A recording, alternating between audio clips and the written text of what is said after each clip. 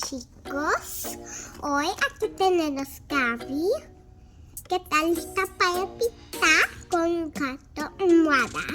Aquí tenemos gato almohada, ¿ves? Y también una labial para pintar. Entonces por eso ella está pasada con su pintura. Vamos a abrirlo. Ok, tenemos este bonito cuarto y tenemos el puerta.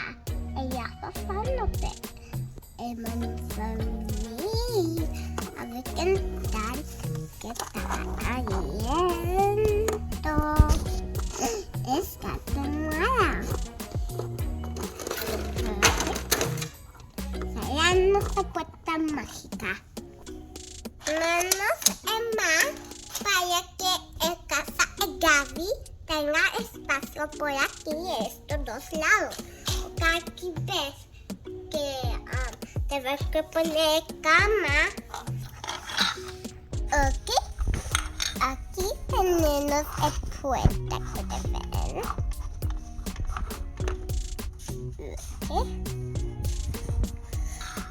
Y tenemos gato almohada. Ok, y vamos a poner todo y todo.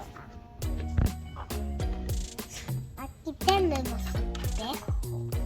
Bueno, se ve gato almohada a la ventana.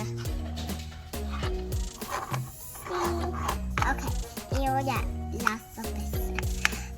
Un morado tiene una máscara para dormir. Esto que necesita.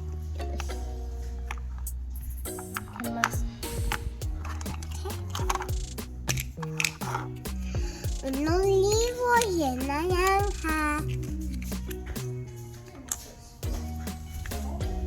¿Ya es todo? Sí, es todo. Y también tenemos este muñeco. El menú abierto. Y esta lámpara. Ok. A este botón.